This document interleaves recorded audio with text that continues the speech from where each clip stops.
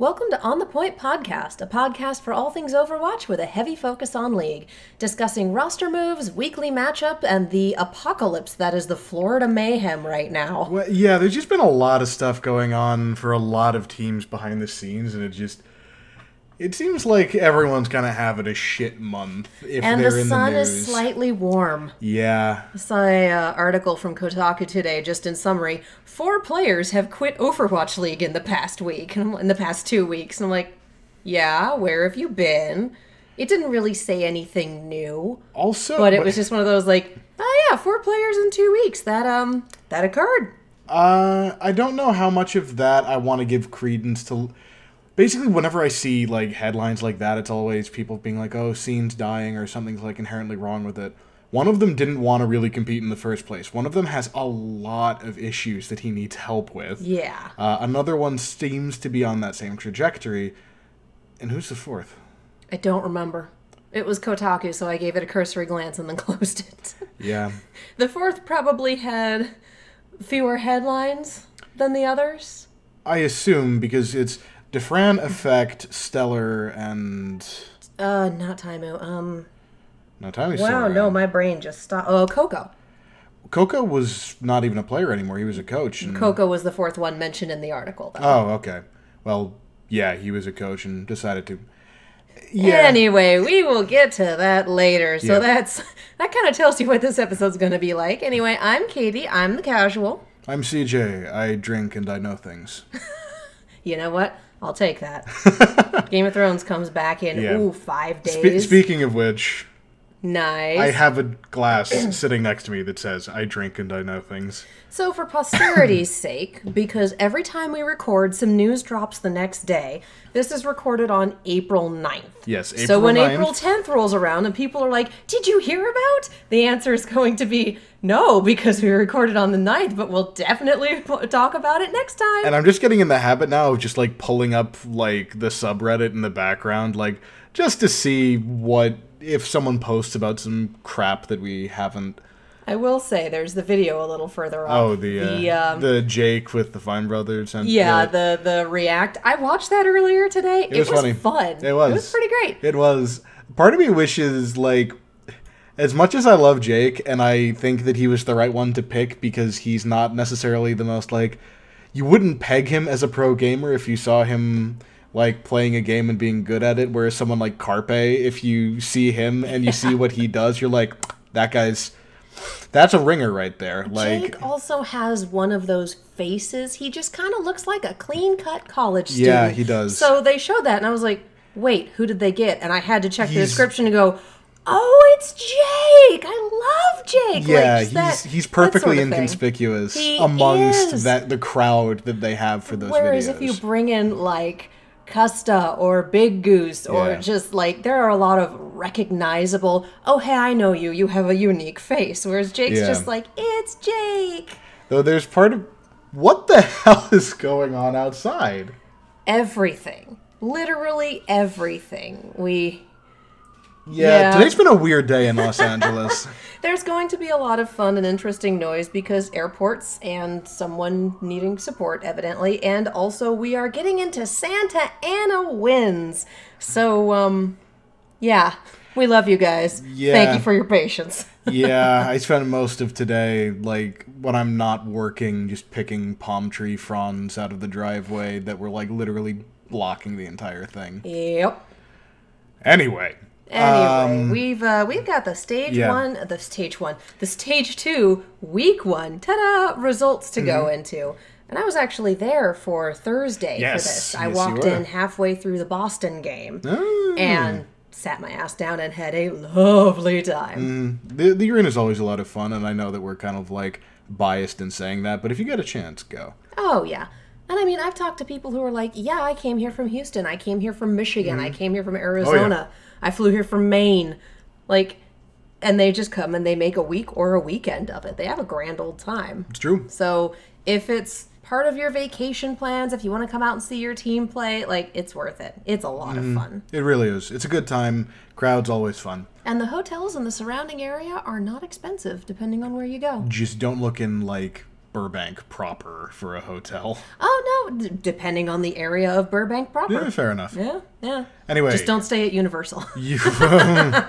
Unless you really want to go for it. Yeah, unless you're really willing to put down some cash. The theme park experience. Yes. Anyway. I still haven't actually gone to Universal Studios proper. I've been to City Walk, but I haven't been inside the park itself. We'll talk after. Okay. So, first game, Philadelphia Fusion takes a knee against New York XL with the 0-4. Look at how surprised neither of us are. Yeah, we both picked New York going into this, and... Yeah. And I mean, Philly's good. They are. They are a good, solid team. NYXL is a bunch of murder bots. The thing is, Fusion has a lot of individual talent, but I feel like this season they've had a lot of trouble, one, adapting to GOAT's meta, and then two, coming out of that. Like, they just don't look like they're entirely on the same page. Yeah. Like, they look rough, despite the fact... They're one of those teams that recently has been doing just enough to win, but a lot of the time they don't look good doing it.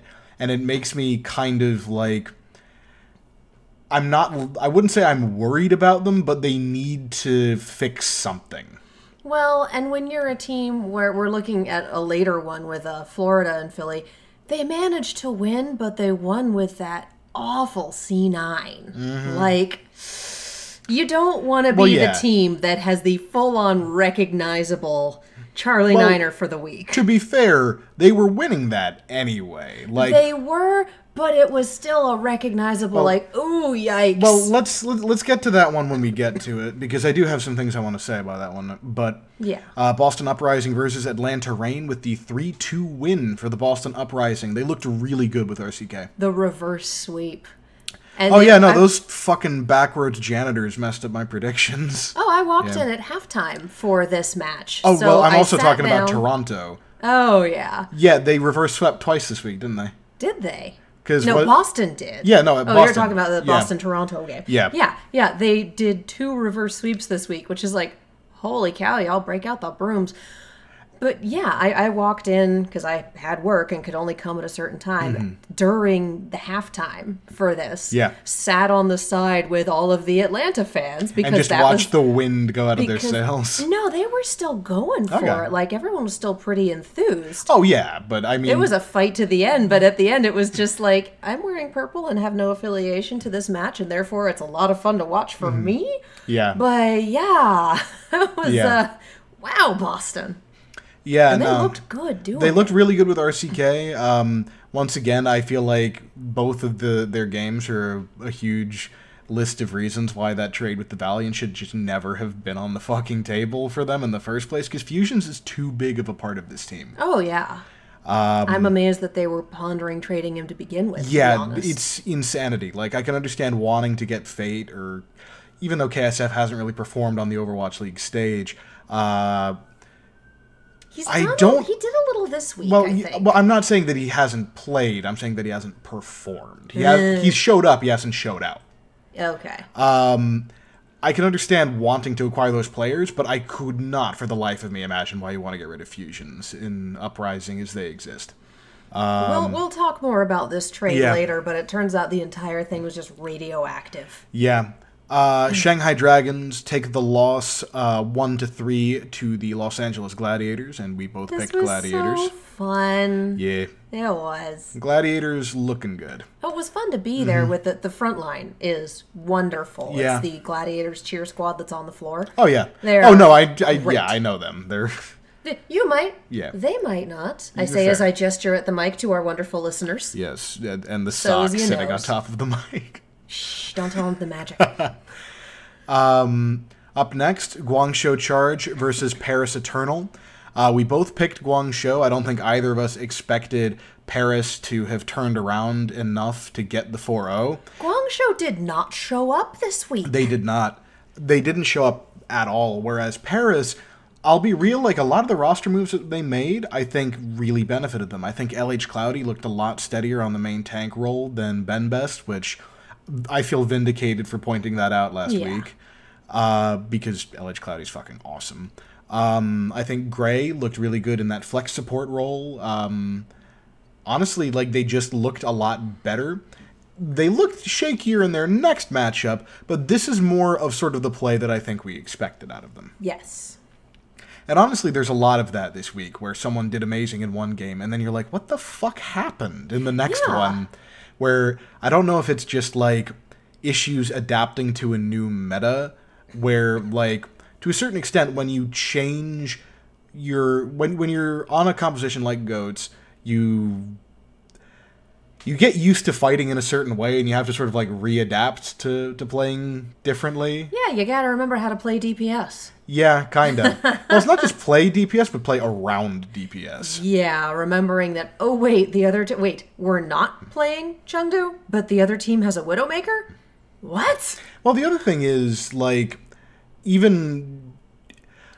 So many teams have broken out the Wrecking Ball this week, so many broke out Pharmacy, so many broke out Bastion, like a bunch of different compositions, and it just means that you've gone from hyper-preparing to play this one composition at a very high level, which you can still do. We saw a fair amount of it. Oh, yeah. But you need to be ready for so much more now. Oh, and yeah. it feels like a lot of teams maybe didn't have the time to prepare for the full scope of stuff that they were going to be encountering. And part of that is adding Batiste to the mix and seeing, I think Shock did great work with him. I think it was Shock versus Atlanta where they really just pulled out the stops with Batiste. Like, they went for it. And Rascal it was looks so good on the Baptiste. He really does. Anyway, next game, London Spitfire versus Florida Mayhem. London took it 2-1, going with our prediction. But man, was that... once again, it's a tale of two performances here. Because Spitfire looked great later in the week. This game, they looked so rough. And we're looking at Florida, who we're going to talk about it a little later, but definitely made some roster changes. And I'll give them some credit, because I feel like they did look a little better. They did. They have a long way to go, though. They do. And they'd announced those roster changes day of. That announcement dropped on Thursday. Mm-hmm. And the Valiant announcement that we've been waiting on still hasn't come yet. There were rumors that there would be a Valiant announcement having to do with recruitment, and we haven't heard it. Yeah, and we'll see what comes of that. And that was after the trade. And I say that as I refresh Reddit. Just in case. And this was something that came out after the trade fell apart. So... Okay. No. So it's not a, hey, we're going to talk about the trade announcement, because, again, that was after the trade went to pieces. Wrong tab. I have many tabs. All right, so Washington and Toronto. I'm amazed that Washington took one, honestly. Yeah. Like, on map. Toronto getting the 3-1 win. We both picked Defiant in that case. I don't have too much to say about this one, to be honest with you. I'm 37 looked good. I did not watch most of Friday's matches. I was out to dinner and having a grand old time. You're going to be glad you didn't watch the Valiant No, versus I went Shock. back and watched the VOD. Oh, no. I knew going in. My friends were kind enough to let me, quote unquote, check my sports scores occasionally during dinner. Yeah. But it was definitely one of those like, oh man. But this was the first complete shutout of the season. Well, it's the first time we didn't take a single map. And it was against the Shock. I don't think it's the first time. They did say that it was the first sweep. Oh, is it? Yeah. All right. Yeah. But yeah, I'll be honest, this was kind of painful. Yeah. This was Yikes. This was like literally as one-sided a beating as I think we've seen in Overwatch League in this stage entirely, and maybe maybe it's up there for last season as well. NYXL played the Dragons last season. Yeah, I know, but I'm saying this is almost that bad. I know. It's rough, and I appreciate the Valiant like trying to show up with these new compositions. Like they tried new things, they clearly had ideas for the meta, but those same issues of just people not looking comfortable in their roles and not looking cohesive together are just there. They're getting outgunned like man to man, and they're getting out coordinated as a team, and it's just, while the rest of the league is leveling up, some faster than others, the Valiant just seems stagnant. And again, I have to wonder what's going on behind the scenes. Because Yeah. again, we had a trade almost go through and that players didn't know about for a good chunk of the time. And then the rug was pulled out from under everyone thanks to Valiant management. And I refuse Yeah. to blame players or coaches for that because they have no say in that. But It can affect morale. oh, that's exactly what I'm saying. Like, how does morale look? How does Yeah. this is the first time in forever that we've played KSF. This is the first time in forever that we've played Custa. And as much as I love my boy Custa, he is not a one-stop shop for all your Valiant needs. He is Yeah. part of a team. Yeah. So for everyone saying they lost last season because they didn't play Custa, might have been a factor, but obviously not a single fix. Yeah, no, and I think that I went into detail on that when we were talking about it. In one of the past while ago. episodes, Week or two. Like I really went in on this because they just, I don't know what it is, but they just don't. Where did the synergy that they had last season go? Soon took it with him.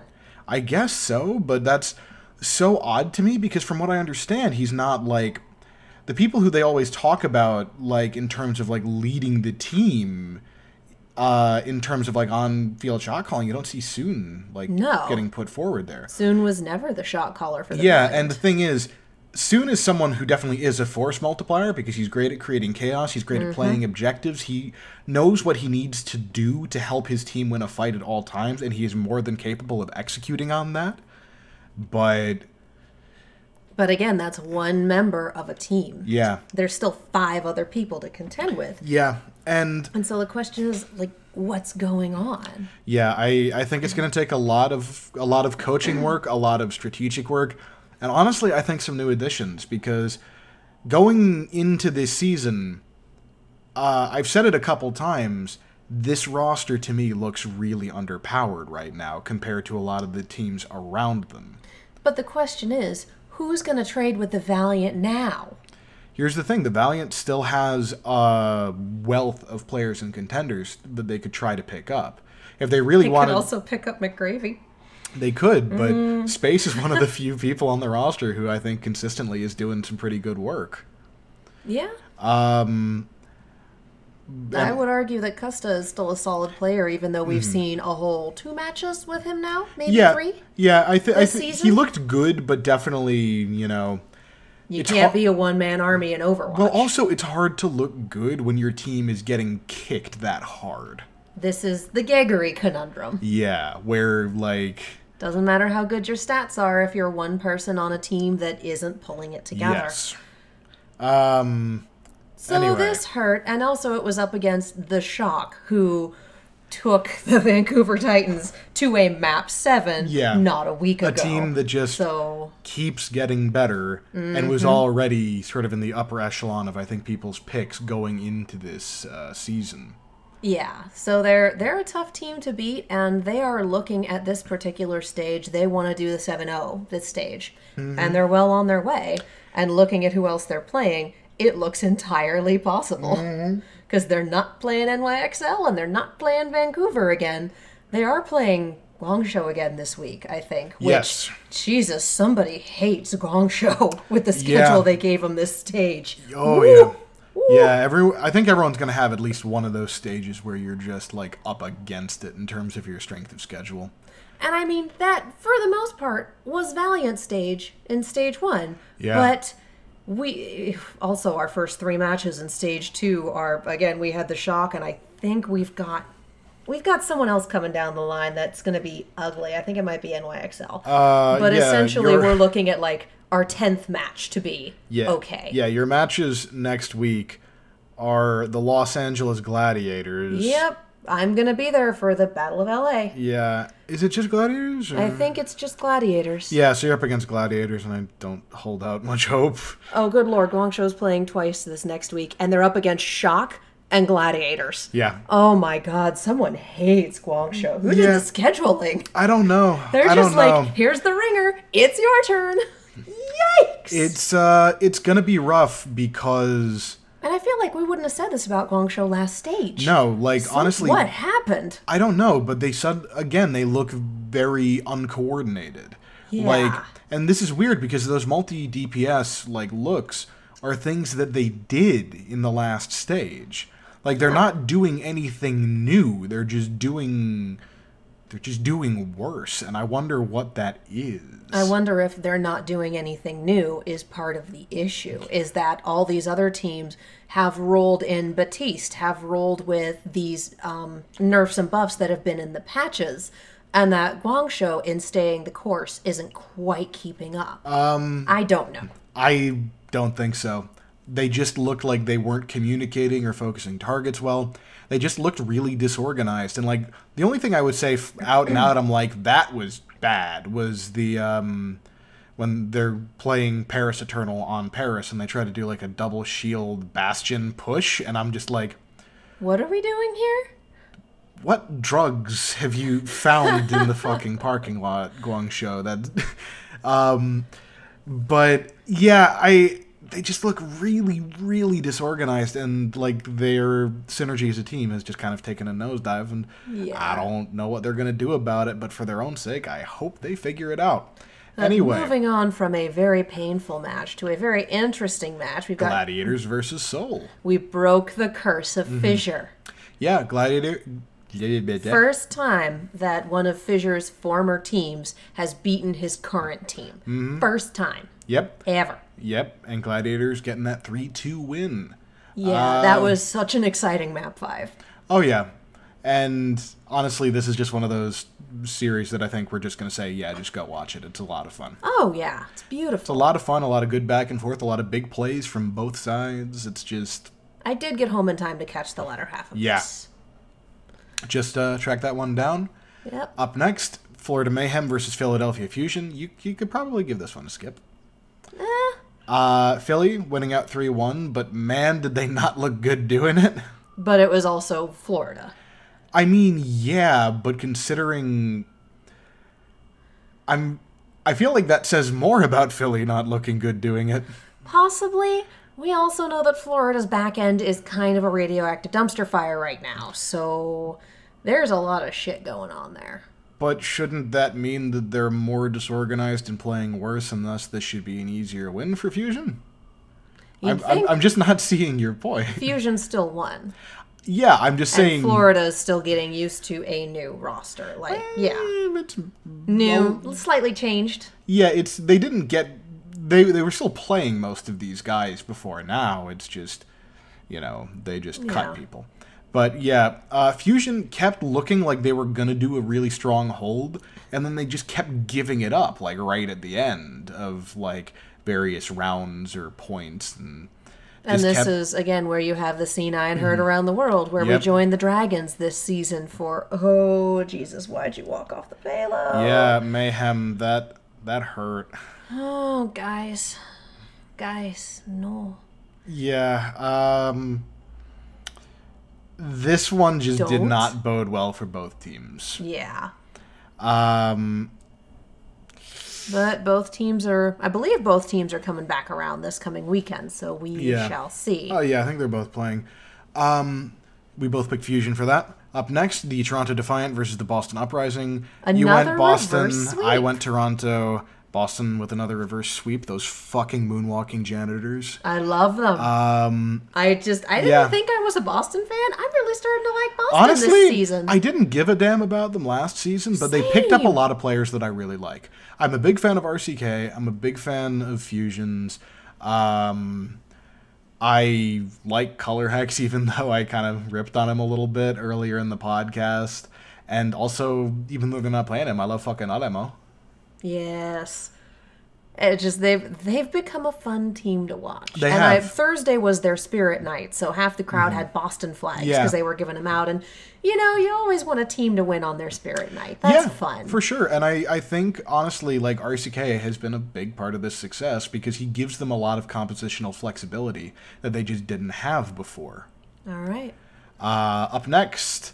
New York Excelsior versus Shanghai Dragons with the 3-0 in favor of New York. And I think it was a draw on Hanamura? I believe so. It was, they drew one map. Which, drawing one map against NYXL when you're middle to lower rank, Yeah. I will say, XL, honestly, like, It looks like getting beaten by the Sombra in the playoffs pissed them off. Oh, absolutely. Yeah. You know they're coming back with something to prove because they were supposed to win. They were supposed to take it all, according to the casters. Or at the very least, make it to the finals. Mm-hmm. And they got bracket busted by Seoul. Mm-hmm. Which is not something anybody... Like, there's nothing wrong with Seoul, but no one expected that. Yeah, and also just because there's a lot of friendly rivalry between the players on NYXL and on Seoul Dynasty, just because they've both been, like... They've all been big names in the Korean scene for a long time. Mm-hmm. So it has to kind of sting that little bit extra that these guys who you know and you're like... Even if you like them, you're like, I want to beat these fuckers. And have consistently been able to do so. You where get it counts. Beaten when it matters, yeah. Yikes. So, yeah, no. NYXL coming back with a vengeance does not surprise me in any capacity. They played like they were trying their absolute hardest to not let those same weaknesses show, because they know that, you know, Shanghai, when they have Ding in, they're going to bring out that Sombra. They like to run that Sombra Goats, and they're good at it. Yeah. So NYXL did a really good job of shutting it down and dealing with the other compositions that Shanghai tried to run. Shanghai didn't look bad, but it's clear that they're just not on that level yet where they can compete. They look a hell of a lot better than they did last season. I mean, that bar is subterranean. It's not hard to be over it. Yeah, well, Valiant's doing the limbo right now, so... Doing the limbo with the shovel. I mean, I love my team very much, and I will be in green and gold on Sunday. Yeah. That doesn't mean this doesn't hurt. Yeah. Just yes to all. Up next, Chengdu Hunters versus the Paris Eternal. Chengdu taking the win with the 4-0. I think now that we've shifted back to, like, it's not 100... We're not 100% goats anymore. We're starting to shift back to some DPS comps. Yeah. And I think given that flexibility, and given that we're no longer the weirdos who aren't playing goats, we're no longer up against whatever, like, Chengdu's picking up this ball and sprinting with it. Yeah, and I love it. Honestly, like, their bizarro bullshit last stage kind of future-proofed them for this one. And I don't know if that's Coach RUI having just the biggest brain this side of the fucking, Prime Meridian, but... And they still don't have one of their main tanks yet. Yes. Jakirin? Jakirin, yes. Yeah, although they still don't I think have Yang Jakirin Xiaolong finally got his visa through, so... Oh, good. Yeah. And it's still, like, they're still missing players. Yeah. And they're playing like this. I would not be surprised to see them, depending on what their schedule looks like, I would not be surprised to see them in this stage's playoffs. And I think they will. It just depends on how they do against tougher opponents, because while Paris looked good in their first game, they definitely looked a lot rockier here. Oh, yeah. But I'm also thinking Chengdu last season dragged Vancouver to a map 5. Yeah. Although that was when Eamon just fucking went Super Saiyan in the middle of the match. You say that like he doesn't do that on the regular. Not like we that. We squished an orange, man. Not like that. He definitely has the ability to pop off when I'm he not needs saying that to. he doesn't. I'm just saying he clapped bumper on a hero that up until that point he had been crap on. And I love you, Eamon, but your Reinhardt up to that point was not very good, and then you're just taking Bumper out back and beating him in the fucking street.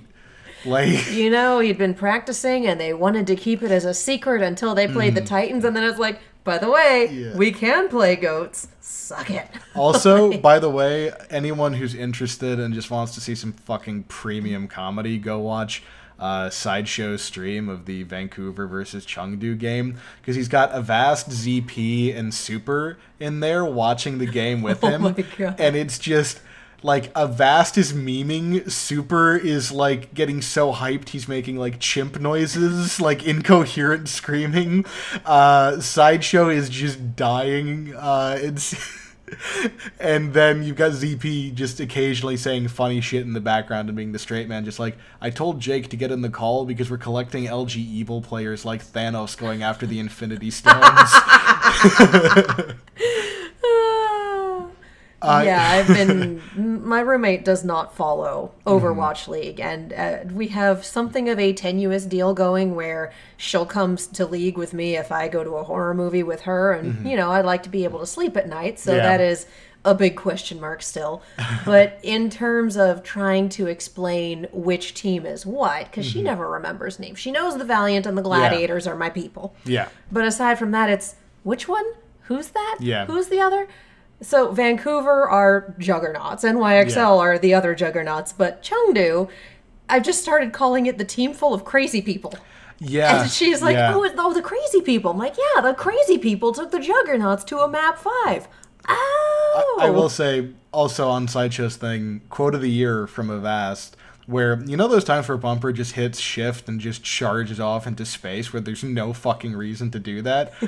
Like, you just hear Sideshow, everyone watches that happen, Sideshow's eyes goes wide, Bumper, you crazy idiot. And you just hear Avast in the background, Bumper just engaged the feed drive to warp speed. Like, oh, Bumper. He's one of those, like, if you play D&D, you occasionally have a coin that has a crit fail on one side and a crit success on the other. And I feel like oftentimes that's Bumper.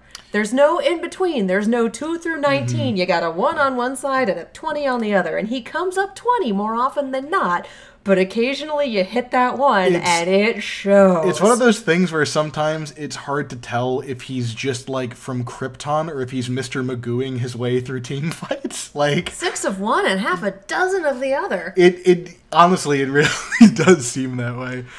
Anyway, so there's that, and then also Chengdu, the team of crazy people who are doing incredibly well and are super fun to watch, regardless of who they're playing or what they're doing. I will say, though, in their match against Washington, they looked a lot rougher than they did here. This is true. And it's, again, one of those things where I'm like... How did Washington take one off of them when they just did so well? And there were a couple other points where it was kind of in doubt. Like, I wonder if it's one of those... we're playing Washington moments. In much the same way last season you got a lot of, we're playing Shanghai. Yeah. Like, you pick the team that doesn't have, or one of the teams, like, I have to sit here and be cognizant of the fact that we're 0-8. You're like, we're up against a team who's not that great. Maybe we don't have to try as hard, especially since we were the final match the previous night and we kicked ass and took names. I will debate that, though, because... a bunch of players have said last season that you prepared way harder for Shanghai than you did for almost anyone else because you don't want to be the ones to lose. Yeah. Yeah, it was like... it makes me think of that one time where people were, like, picking Shanghai to beat Fuel, like when Fuel was at their absolute worst. And Effect just came out, and you could tell, like, he had that, like, Terminator look on his face, and just pretty much beat Shanghai by himself to just make a point of, no, we're not fucking doing it! Like...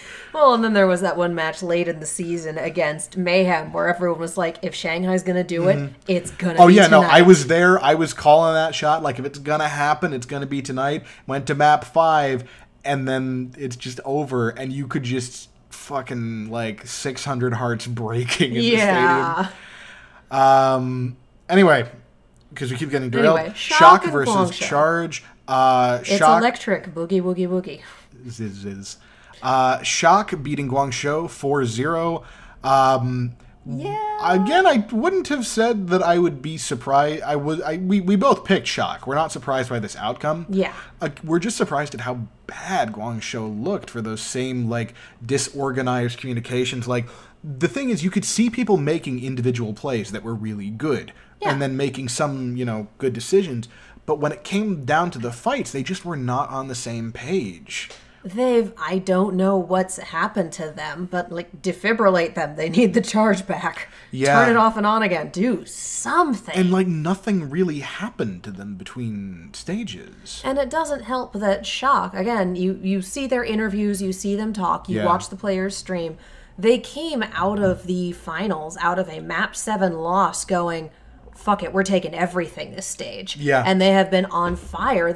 I mean, they've only played 2 matches, but you can see they have been on fire. And they continue to be on fire. Yeah. Especially since their whole Twitter header has winnable for this stage. And it's marking off their matches. So they are bound and determined to take the whole thing this time around. And I think we're looking at an avalanche. Yeah, I think so. And I think they have a really, really good shot of getting the 7-0. They have a really good shot at it. I would love to see it happen. Yeah. Atlanta Reign versus London Spitfire, our next matchup. London getting the 4-0 win. And this is another one of those cases of Atlanta Reign is one of those teams that either plays really well and looks incredible against an opponent, or they play really poorly and look awful. And then you also have London Spitfire, who, despite the fact that they're the Stage 1 champs, just roll the fucking dice when they're playing sometimes. Yeah. Like, it's incredible how much they swing between we are the stone cold killers or going down in flames. Yeah, it's either stone cold killers or we don't really know what we're doing. Yeah. And I wish I could wrap my head around how they fluctuate so wildly in performance because they're so good and they've played together for so long. On London's side, it's good to see them on their game. Yeah. On Atlanta's side, I wonder how well they're dealing with losing to Fran. I think that's... Or with the publicity around losing to Fran, which I think is just as much of an obstacle. Honestly, I don't think that affects them as much as it might because they knew it was coming and they kind of knew that was a possibility for a long time. But again, the publicity around it, that really shitty hot take about players who leave should be punished. Oh, just well, I have to wonder how much blowback they're getting. I will say the community in general, I think you united to say, fuck that guy. That was a terrible take. That was not a hot take. That was a frozen someone take. Made a big post about how players leaving is unprofessional. It makes Overwatch League look bad as a sport, and that there should be consequences. Yeah, there should be some sort of consequence for players who leave. But here's the thing, because that same week, 2 people left that week. It was DeFran and it wasn't Coco. It was Stellar. It was Stellar. So the article had a whole lot to say about DeFran and nothing about Stellar, who left for similar reasons. Yeah, so pretty much. It was very much DeFran is a big name in the scene. Let me take this really controversial opinion and do it for clicks. It did seem very clickbaity, and I don't normally like to try and legitimize. It was a really bad take, and I genuinely, that bugged the hell out of me, and there was with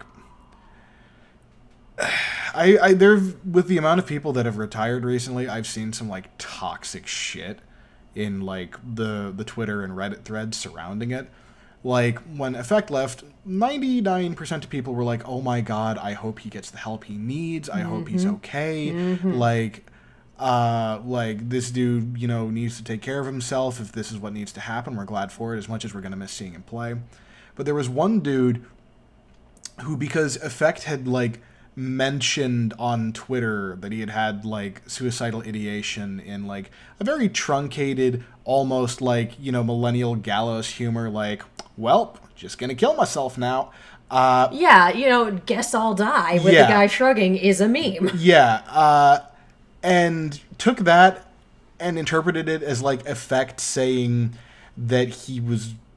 Basically, he said Effect sounds like a really shitty person for promoting suicide in some way, or no, making light of it. And I'm the dude just... Did you read the translation of his Facebook post? I did. That is some of the most heartbreaking shit that I've read in a really long time. And the fact that someone could look at someone who's so clearly in that much pain and just still feel the need to say that shit anyway just gets under my skin like you wouldn't believe. I was gonna say, if you want to look at something that glorifies suicide, I would say go watch 13 Reasons Why, but don't go watch 13 Reasons Why. Don't do it. Don't do that to yourself. Don't do that to anyone else. Yes. That show should never have been made. Agreed. Anyway, we'll talk about that and the state of mental health care in the Overwatch League and whatnot after this. At some other point. Yeah. I'd say even a little later in this episode we can touch on a few things. Well, But we are still in the middle of the recap. Yeah. Vancouver Titans versus Hangzhou Sparks, the next match. 4-0 in favor of Vancouver. Not really that much of a surprise, I don't think, No. given that Hangzhou seemed to still be having a lot of the same difficulties that they had going into the stage. Going into the season, I should say, but... I would love to see Spark come back, because they started off stage 1 so well. They looked really strong. They seemed to have that momentum going. And then they lost to the Outlaws, and it was like tripping at the top of a ski slope. You just don't get back up. Just rolling right down the hill. And I really do want to see them come back. I definitely think they have the possibility. I think starting off against the Titans is maybe not the way to do it. But they didn't have any say in that. But I mean, hey, you can... when you start off against the Titans, your schedule can't get that much harder. Debatably, or Shock. I said it can't get that much harder.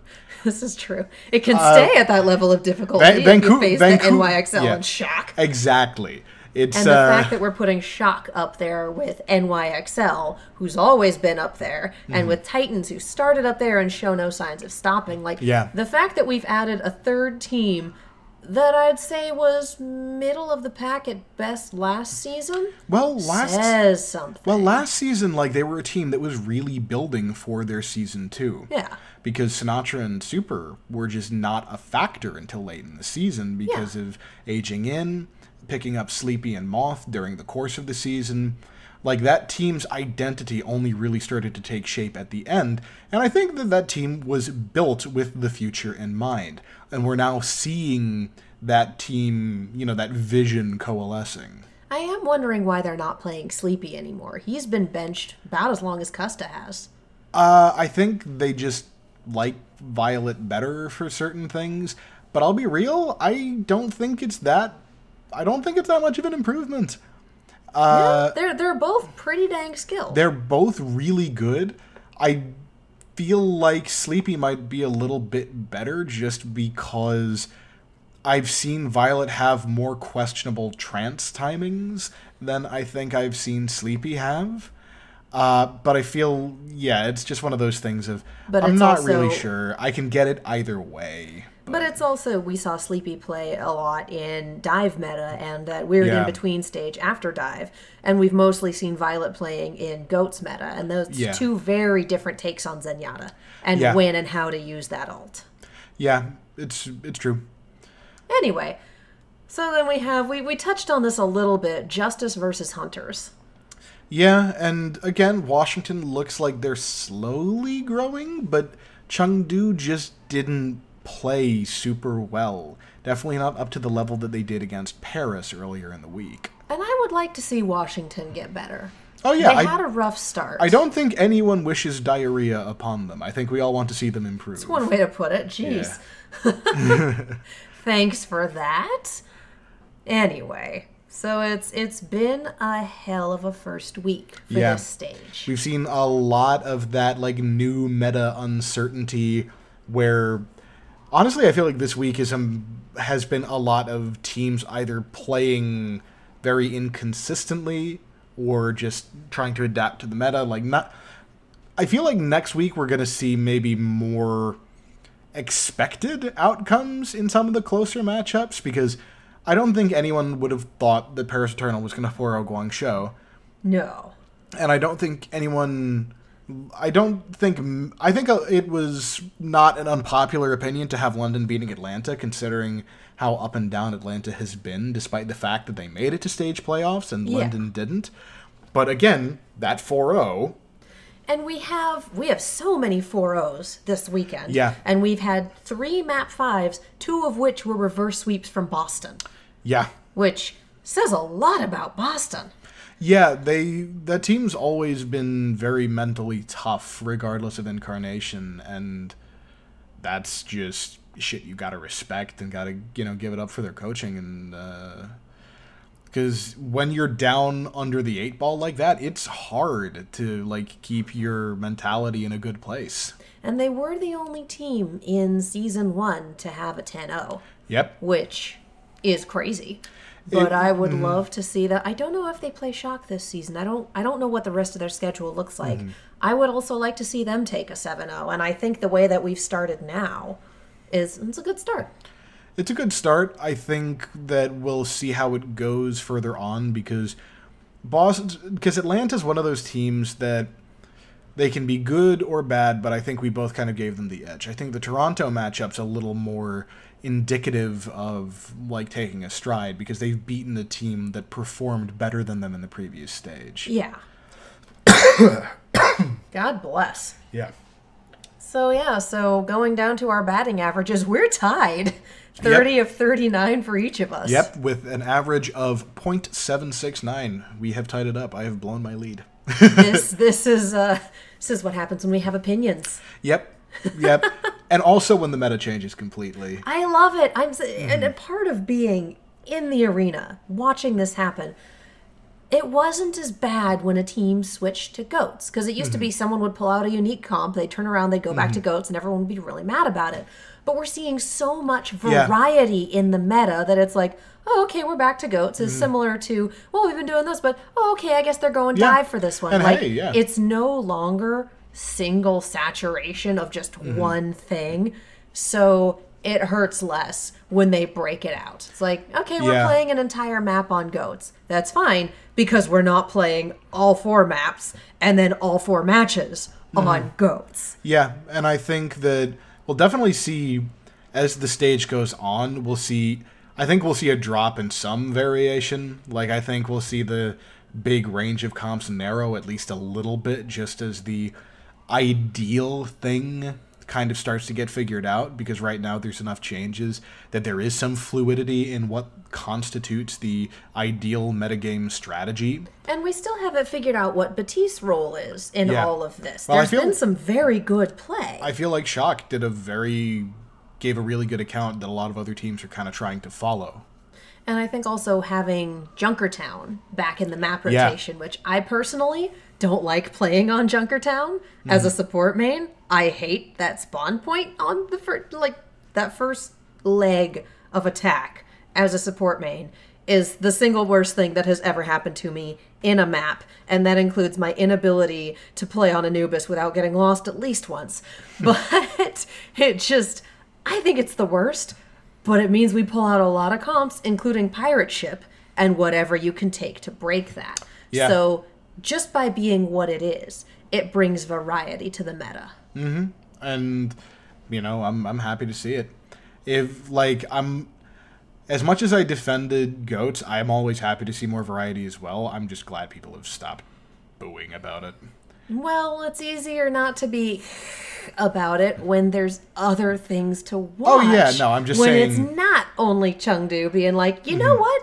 We can play Widowmaker again. Sure. For sure, and I get that. It's just like whenever people actually booed at the arena. That was the worst. Yeah, that tilted me so much. That was the worst. You don't boo a team. Yeah, just have fun with it. The only time you should be yelling ooh loudly is for Soon or Big Goose, or I'm pretty sure there's at least another one I'm forgetting. But you know what I mean. Yeah. Someone. Don't boo at the arena. Don't do it.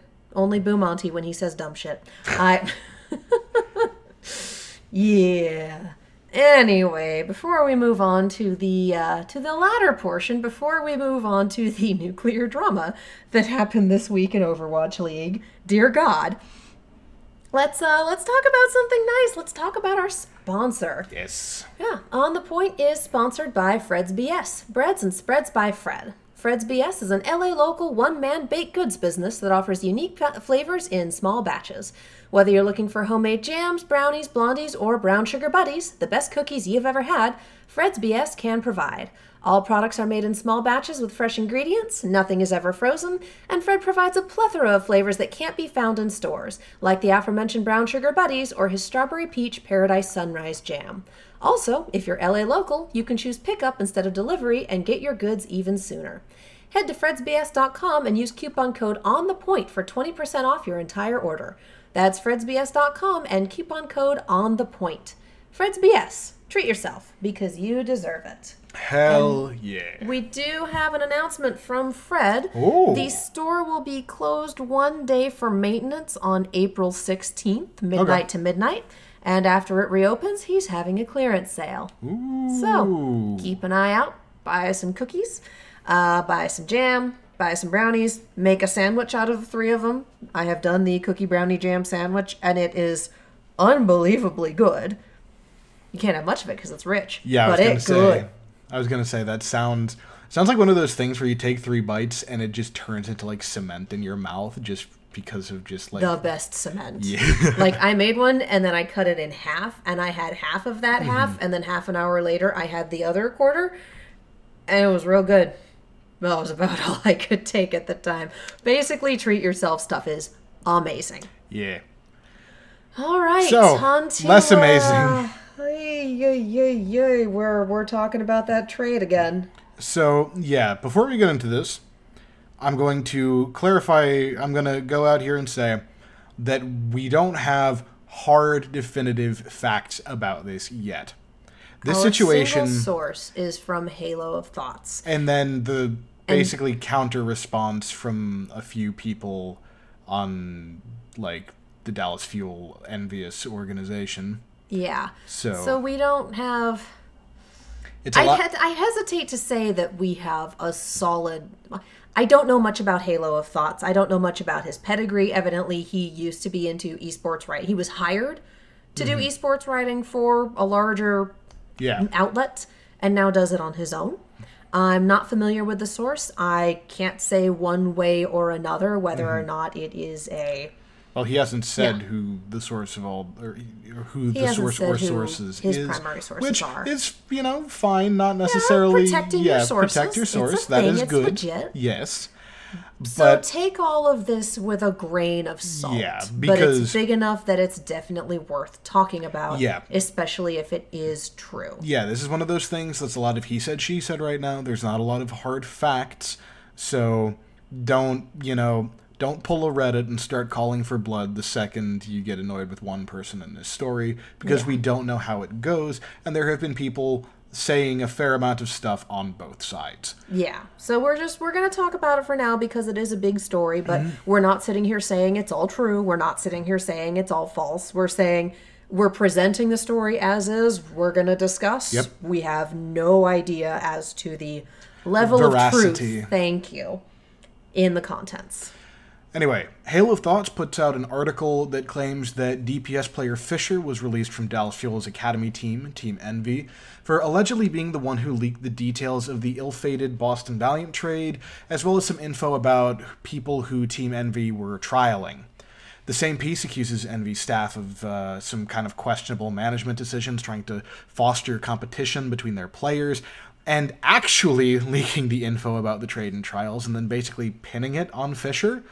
And on top of all of that, Fischer allegedly, after he got released, had a contract offer from San Francisco Shock's academy team, NRG Esports, but that contract was rescinded after Envy staff basically, told NRG that he had some behavioral issues and was difficult to work with. That he would easily divide a team. Yeah. As I remember one of the phrases. Allegedly to prevent him from being picked up and played against them ahead of a match. Now, if any of this is true, there's been some talk about having a players' union and a workers' union in general for Overwatch League. And if this is true, that is a hell of a reason to have a union like that. Like, if he got blamed for something that wasn't his fault, if he got fired because of it, and then from how I read the article, and I may have misinterpreted this, but it sounded like NRG did not reach out to Envy for a recommendation or for, hey, we're hiring this person, how are they on your team?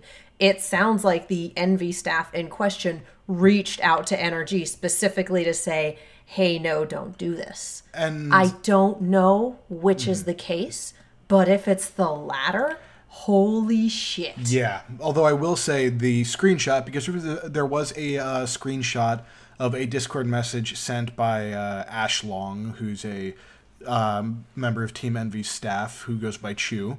There's a message from Chu basically giving some of his issues with Fischer.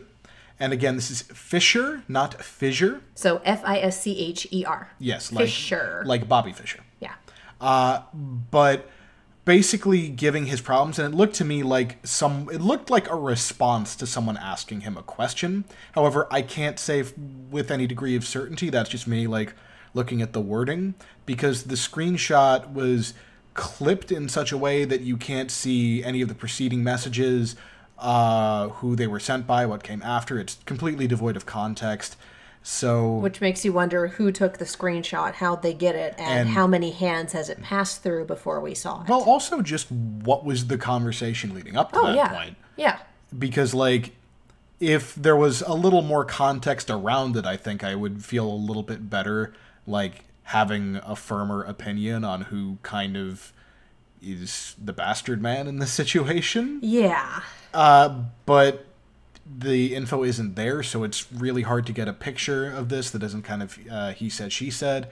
Dallas Fuel and Envious owner Mike Raphael Hastro came out and said that when he kind of looked into it, he thinks releasing Fischer was justified and didn't find any evidence of wrongdoing from the Team Envy staff members, Chu, who I mentioned, and Ronnie Dupree, also known as Tailspin, who is actually one of the OG members of Team Envious, like at the very start of Overwatch's professional scene, then came back and played with Team Envy and now is one of their coaches.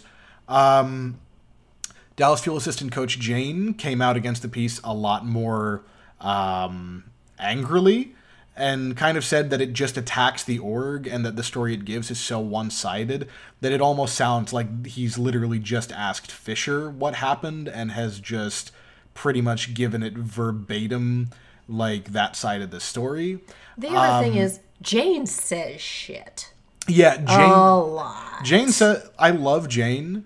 I think his content is really great for being educational. I think that he's done a whole lot for the scene, but he does say some dumb shit on Twitter. Mm-hmm. And that I feel like, sadly, I think that's one of those, okay, is he just mad right now? Is this one of his saying shit moments? Oh, I think he's just mad. Yeah. I think he's just mad.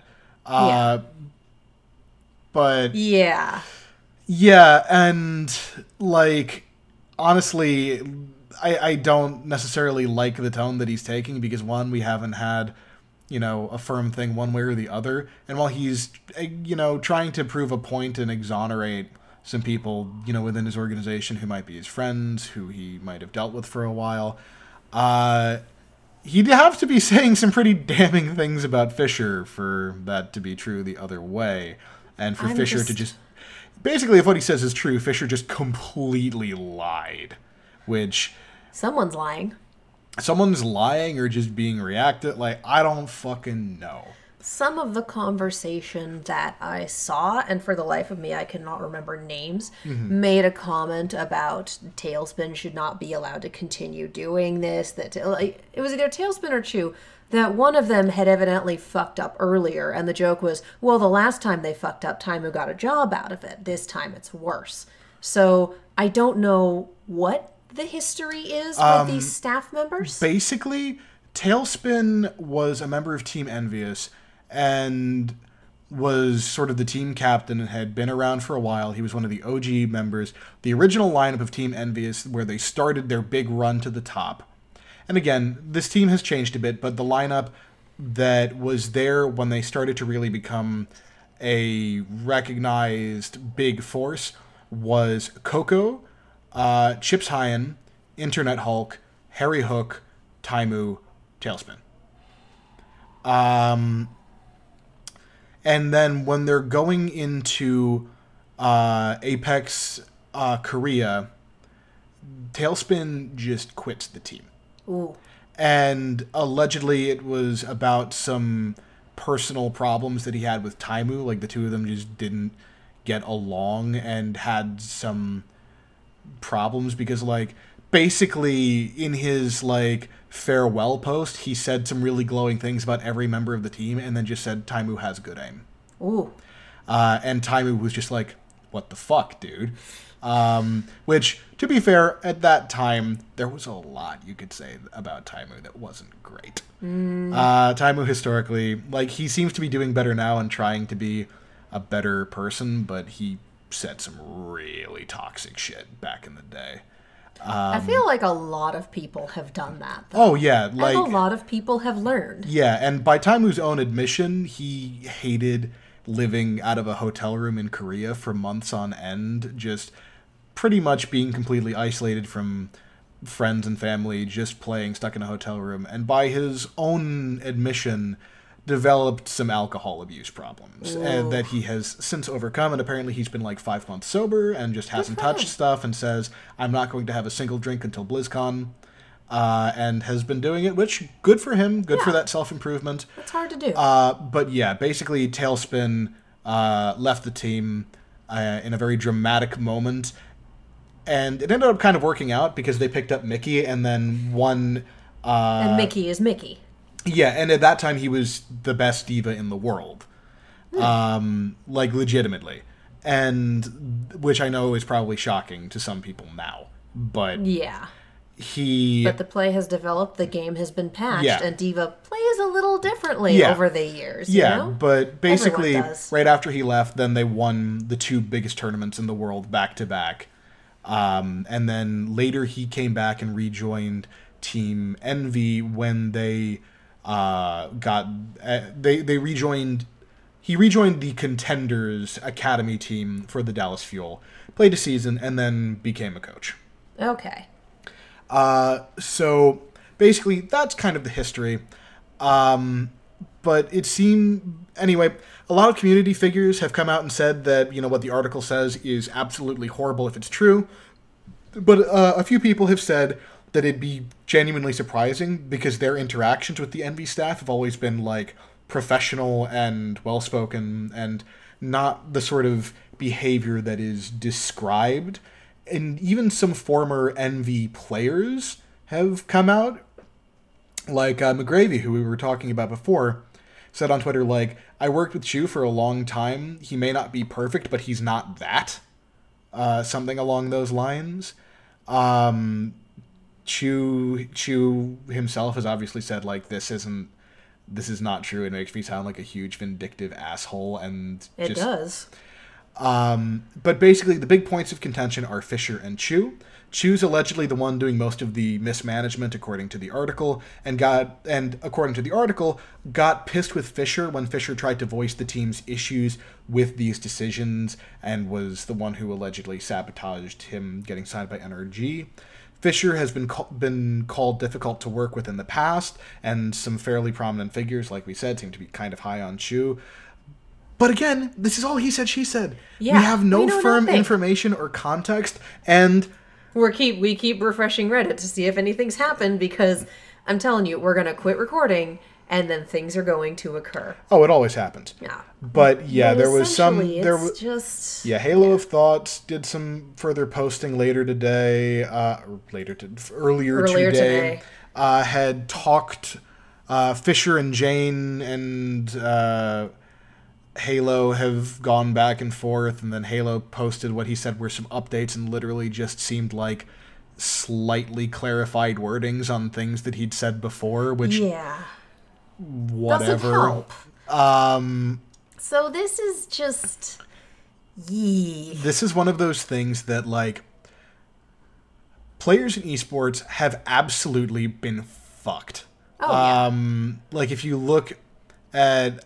I think there's a whole bunch of examples throughout the history of Overwatch and other esports titles in general about bad management or immoral coaching or whatever, fucking over players, hurting them, mentally or monetarily, or both. And I mean, just look at Stage 1 where you had all sorts of players getting injured and also suffering from just burnout Well, because yeah, it was going way too hard, way too fast. Yeah, and that part of it I want to say is the growing pains of it. Yeah.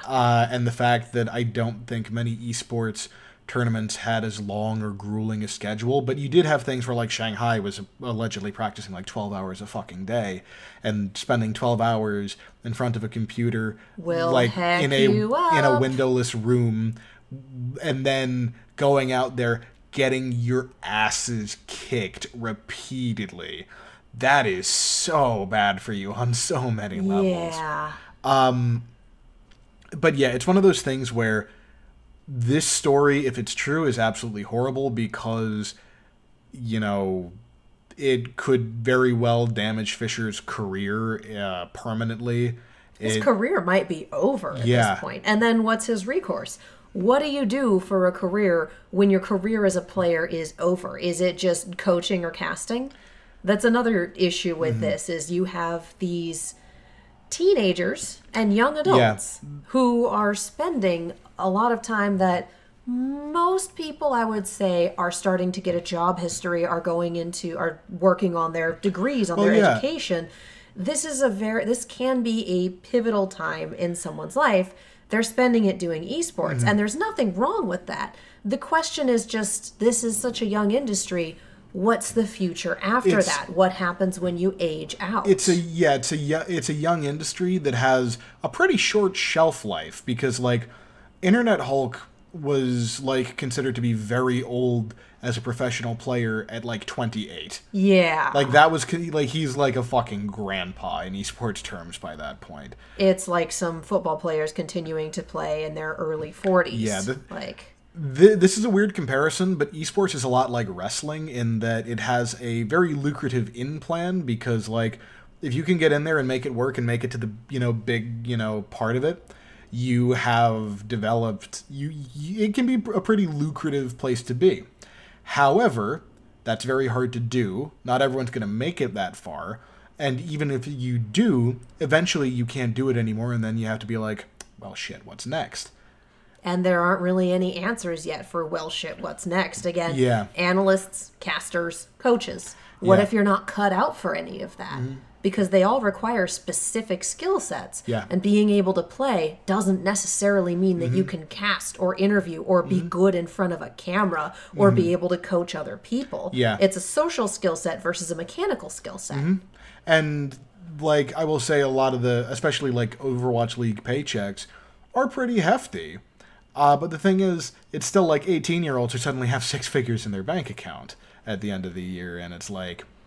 And what is your financial management? And what you kind of wind up in child star territory there, where it's like, what's your financial management? What's your plan? What are you going to do? Yeah, although I wouldn't say it's quite at the same level as some of the stuff that we've seen in that, that child star But there's area, child stars have been around for a lot longer than Overwatch League players. Oh, yeah. As a concept. Yeah, I'm just saying, like, my point is, like, it's definitely in that direction. I just don't think it's gone that far in all but, like, a couple of cases. Like, I forget who it was. I think it might have been Guangzhou, but someone said, like, that he was the most, like, adult esports player they'd ever worked with because he actually, like, went out of his way to, like, save money and stuff. Wow. Because when you're, like, 18 to 20, you're not really thinking about that all that much in a lot of cases. Like, I know I wasn't. Oftentimes your parents are still providing for you at that point. So, yeah, it's... Although, admittedly, if I'd been making 6 figures when I was 18, my parents definitely would have been like, here's your savings account, you're putting 80% of it in there. Okay. Oh, yeah. But it's just, anyway, we've gotten off topic here. It's just a matter of... Players' unions need to happen. Yeah, there's definitely a history in esports, just in general. I wouldn't say it's incredibly off. I'm not going to make a statement about frequency, but players have absolutely been fucked by mismanagement before. If that is the case here, Overwatch League is in a very unique position to address that, given the cat jumping into a box behind us. Anyway, Overwatch League is in a very unique position to address that because of the structure that they've put in place, because of, the contract that seemed to be a little more firm in a lot of cases than previous team-based esports. It has a uniquely high profile and organization that I think you really do kind of need to take a long, hard look at making sure that your players are cared for and not exploited.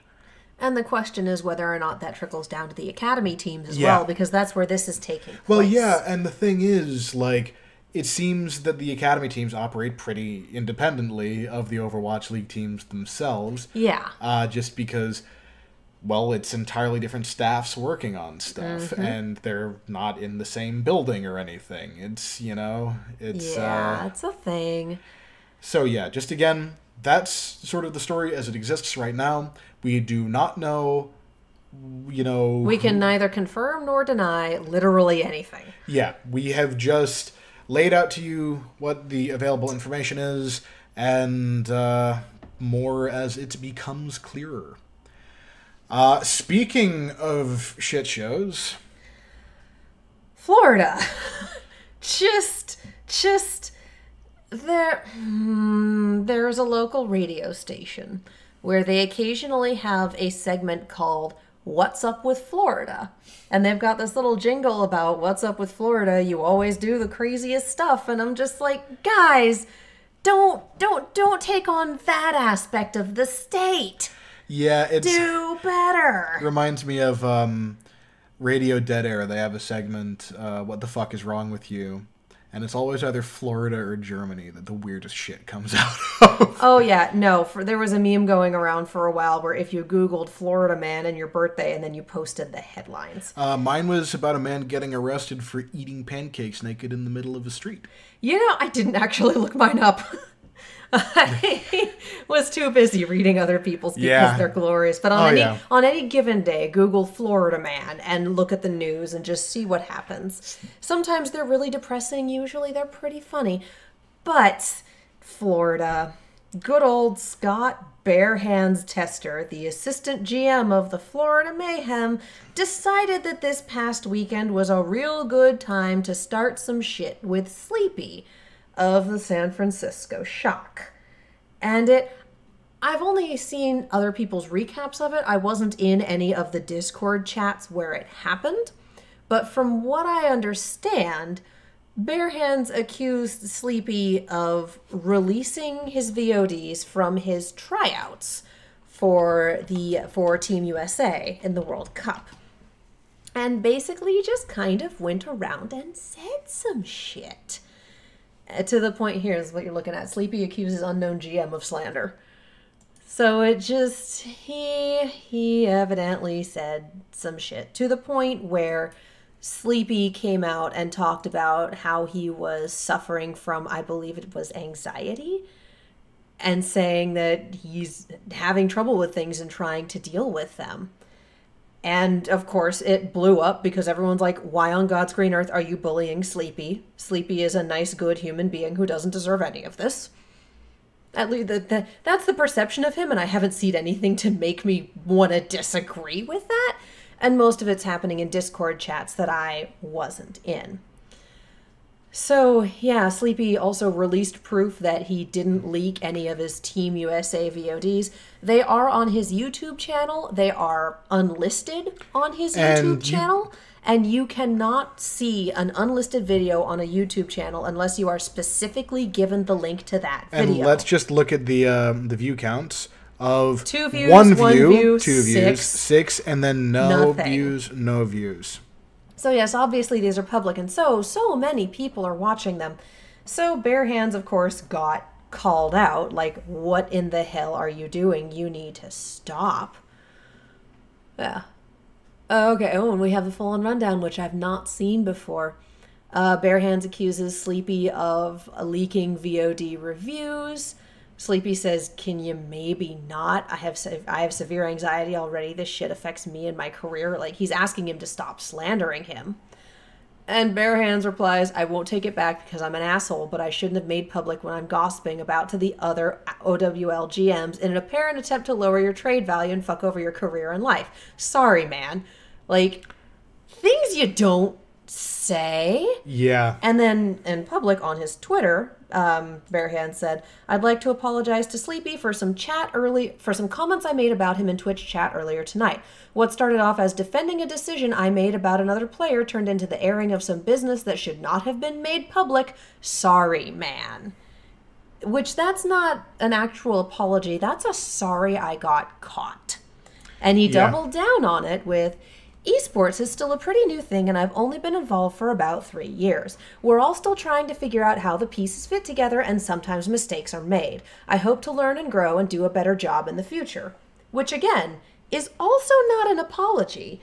And all of the replies that I've seen to this from people whose opinions I know and people I trust have been, "I don't care how old esports is. How long have you been on this planet as a human being? In any other job scenario, you don't talk this kind of shit. Or at least you don't do it where other people can hear it. And you definitely don't do it someplace where it's going to be made public. Like, everyone talks a certain amount of shit. That's just how it happens. Yeah. But you keep it under wraps. You pick your audience. You don't just... You don't publicly... This was unacceptable. You don't publicly put people on blast and then just offer such mealy-mouthed bullshit when what you're saying is proven to be demonstrably false. Yeah, so this is just... For one, this is terrible. For another, it damn well could have ruined Sleepy's career if he didn't have proof. Because then it turns into another he said, she said, and that just... We don't need that. We don't need that. People don't deserve this. And I have no idea what the hell Bearhands was thinking he would accomplish by taking this public, by saying this sort of thing in Twitch chat. Like, it's the internet. You can do VOD replays. You can do... People do clips. People do all sorts of stuff. What you say into the internet is not spoken into a void. And I say that as someone who podcasts every week for multiple hours a week. So this to me is unacceptable behavior for anyone, period, and especially for someone in a managerial position of a team, which tells me that you are more than old enough to know better. Yeah, it's hugely unprofessional, and the thing that... Yeah, I just don't have anything to say other than was just immensely bad form and in very bad taste, and I don't care how good of a talent scout you are, learn to be a better human. My question is, why does he still have his job? Between this and the Shanghai Dragons manager talking shit, I'm done. Yeah, the Shanghai Dragons guy, that pissed me off, which, if you want another person being an asshole about, affects retirement. Yeah, I liked a screen cap of the tweet because the original tweet definitely got deleted. But it was a comment about, "It's fine if you retire, but don't be a drama queen." Like, can you maybe not? No, I don't think I saved it. This man probably better for my mental health. Yeah, probably. But yeah, just I really don't have anything else to say about it other than it's just awful behavior that you really should know better than. In either case, with the latter being especially fucking reprehensible. And they deleted it, but they did not ever issue an apology, as far as I know. I haven't there was some sort digging. Of apology post, there? But it was mostly it was this was about something else. I really fucked up in phrasing something that basically it was... This was not directly about that. I fucked up by putting it in such vague terms at such a bad moment and made this super... It's basically a non-apology. Because honestly... We're going to do a primer on actual apologies right now. For those of you wondering, well, how can I apologize and have it be a good apology? So the primer is... Admit fault. You identify what you did wrong. Mm-hmm. You admit that you were wrong. You promise to do better. You outline how you're going to do better, and then you do better. That is how you do it. That is the 5-step how to make an actual fucking apology. And I know I've seen people actually do it, and I love it, but I can't think of an example right off the top of my head. But you can tell the difference between, I fucked up. I said the wrong thing. I absolutely offended these people, or I attacked this person and I should not have. And, well, you know, people make mistakes. Shouldn't have said that. Sorry. Like, people make mistakes. Mistakes were made. No. Fuck with that passive voice shit. Yeah. Just, Yeah. I don't want to talk about this crap anymore. Yeah, Let's just go back to roster stuff. Florida Mayhem. The other part of Florida kind of wondering what the hell they're doing. Florida recently cut all the Western players and former head coach Mineral. After they said they weren't going to do it. Yep. Yeah. But to be fair, they said that months ago. True. Electing instead to focus in on doing an all-Korean roster to cut down on communications issues that they were kind of saying were kind of hamstringing the team's potential to a certain degree. The Western players were aware that some changes were coming, so the releases weren't entirely a surprise, but they found out in certain terms about the same time as everyone else. Which sucks. Especially because, and this bothered me and a lot of people in the community as well, the announcement post didn't name the players who were being cut. Yeah, I read through that whole thing. It was like 10 paragraphs, and there was no... They didn't go to say, like, thank you to McGravy, to Vic, to God, Apply. Poor Vic. Poor all of them, really. But McGravy, who had just gotten been there signed. and looked really good. Yeah. Hey, Valiant, pick him up. Like, you want to pick up some people who...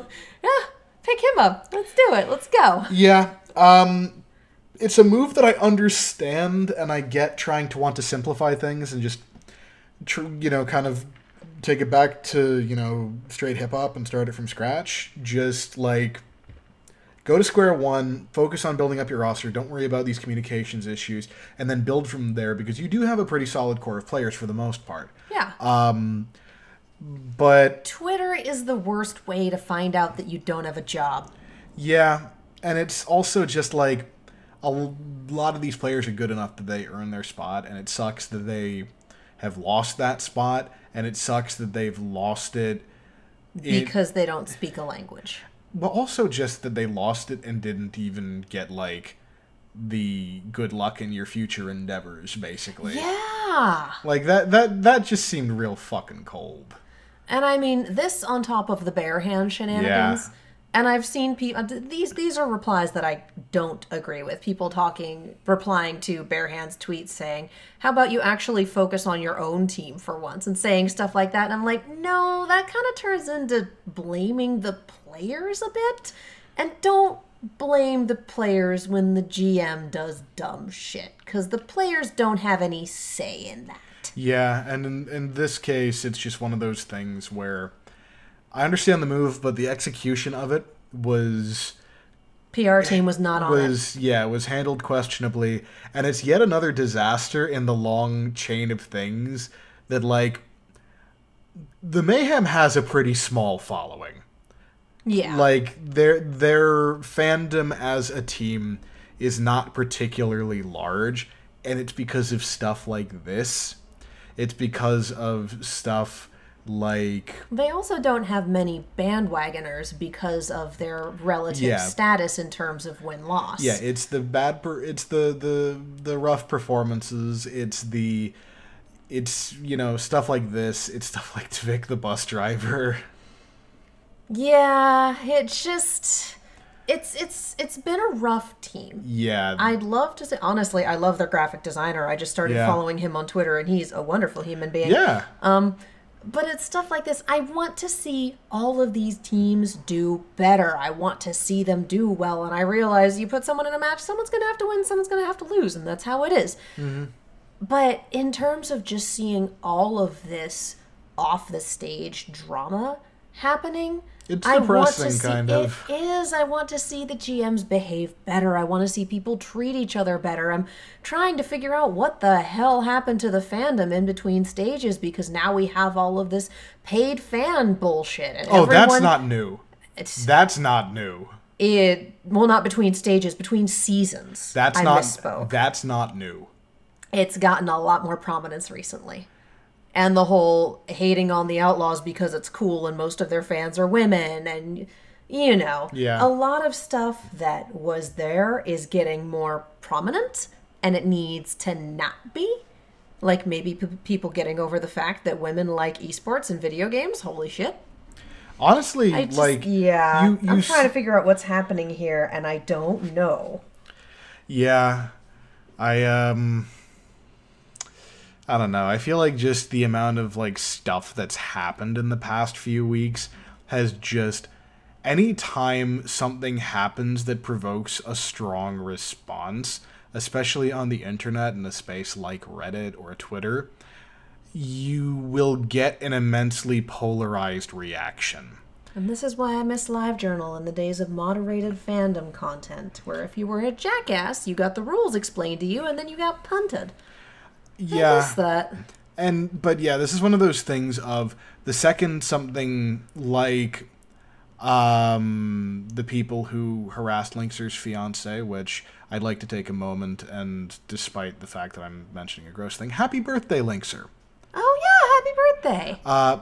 But yeah, returning to the less nice bit, the people that bothered her, you had people online like who were immediately like, oh, that's fucking awful, like how dare they, like, reacting that way. And then you had people who were like, I mean, this sounds a bit bullshit. Like, I mean, one of them did get on and say all this, oh, well, they just didn't like us, so they got us kicked out. Yeah. Like, we did nothing wrong, we're the victims here story, which I've been to Blizzard Arena more than once.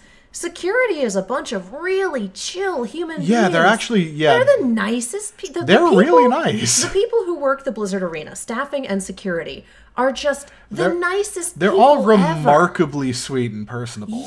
Yeah. Like, it takes... I genuinely can't even think of a time where I've seen them pissed off. Yeah, and I mean, I go there once every couple weeks, once a month, once in a blue moon. Yeah. And there are a number of staff people who remember me and will say hi and ask how I'm doing. And I'm like, Yeah. I am one of bazillions of people who come in and out of here, but you remember me. Yeah. Like, that's touching. That's not part of their jobs. Yeah. That's something that they do as people. So if you are acting up to the point where the Blizzard staff and security are kicking you out, you're wrong.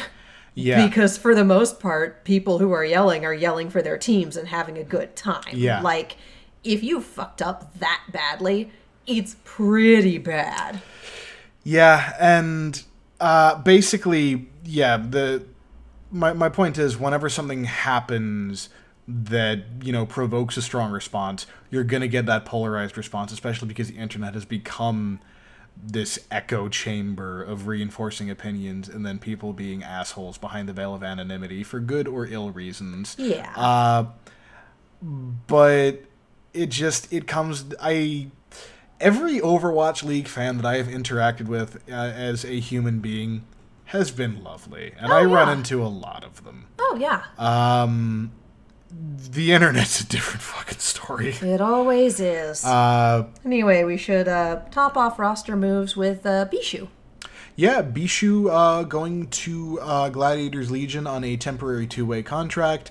I think a lot of it comes down to the fact that FRD got signed to Atlanta, and so suddenly Legion doesn't have an off-tank, and Bishu has been sick, hasn't really been scrimming with the team. This gives him an opportunity to tune up, get back into shape, and then come back up, and then Legion doesn't necessarily have to take a big dip in performance by having to find someone new on relatively short notice. Yeah, so this works really well all around for everyone. And I mean, obviously the Gladiators miss Bishu. Yeah. Obviously they're also doing okay for themselves right now. It's true. And it does kind of make me sad that Bishu, like, has, played so well for the team and was such a big part of their success last season, and he's gone back down to contenders even temporarily. It's like kind of like, oh, but at the same time, I'm more worried about his health. Yeah, at the same time, good move for everyone. Gives him a chance to get back into the swing of things and shake off the rust and maybe develop some, new tricks for his arsenal. And the meta has changed since the last time he was scrimming with the team. So get used to that as well. Yeah. In a league that is still competitive, but not up to the very pressing levels of Overwatch League. Yeah. Anyway, so that's end some of the good roster news. moves. Fischer's doing better. Drama recap, but we do have some new stuff in the fact that we've got a new archive event coming out, and I think it's coming out a week from today, isn't it? April 16th. Yes. Through May 9th, I believe it says. It's called Storm Rising. Mm-hmm. It's going to be in, I believe, Puerto Rico. That's cool. Is it Puerto? It's where? Yeah. Wow, my brain just stopped. It's either Puerto Rico or Cuba, and I'm pretty sure it's Puerto Rico. But the idea behind it is the team can't get to, this is still during the days of Overwatch, before everything went to hell, because that's what happens with archives. Instead of getting to Doomfist directly, the idea is to go after Maximilian.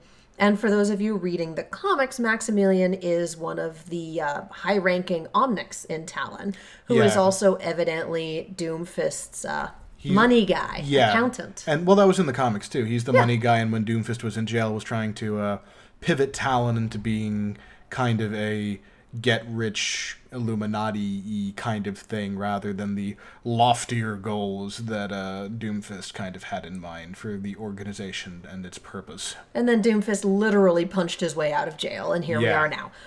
So there's been a few interesting things in this video. For one, we're getting it as a Sombra hack trying to get into this message, and it's an incomplete, corrupted hack. So we have a voice file, but we don't have any information on the agent that left this message. And this new person that we've never heard before is talking about, going after Maximilian, follow the money. And it's sent to Jack, to Soldier 76, and it's, I know you don't want to send the strike team out after what happened to Reinhardt, but they're ready. And we're looking at Tracer as the lead for this with Genji, Winston, and Mercy. So this is going to be another event in which I auto-lock Mercy and make sure no one dies, because that is my life for these events, and I actually really love it. Evidently going after Maximilian, and she signs off with Sojourn out. I am beside myself excited. Because for those of you who remember the days before Brigitte came out, some people would call them the halcyon days of Overwatch. I call them, I was just waiting for my paladin. There was a letter dropped on the Blizzard website from, I believe, Torbjorn to his wife, talking about a recent mission and how Reinhardt had saved his life. And so I'm assuming that that's what this mission is about, and that's why Reinhardt is still in recovery.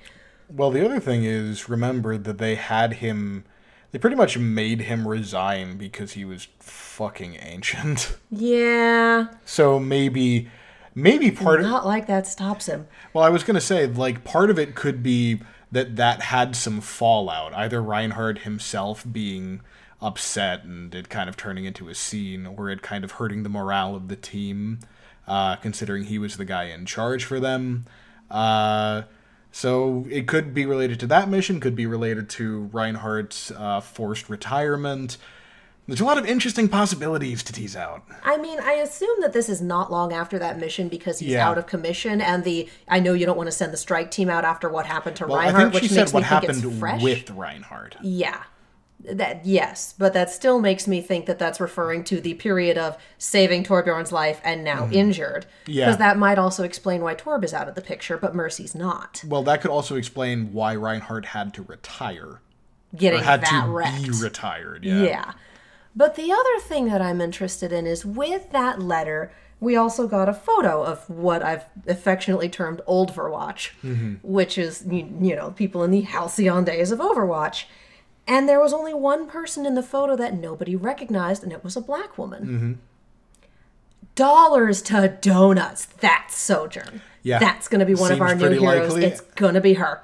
And I'm excited to see it. Beside myself excited and super hopeful. Because we don't have a black woman as the hero in Overwatch. And for everyone saying, well, wait a minute, as a white woman, I'm going to say that I don't have a lot of the basis for this.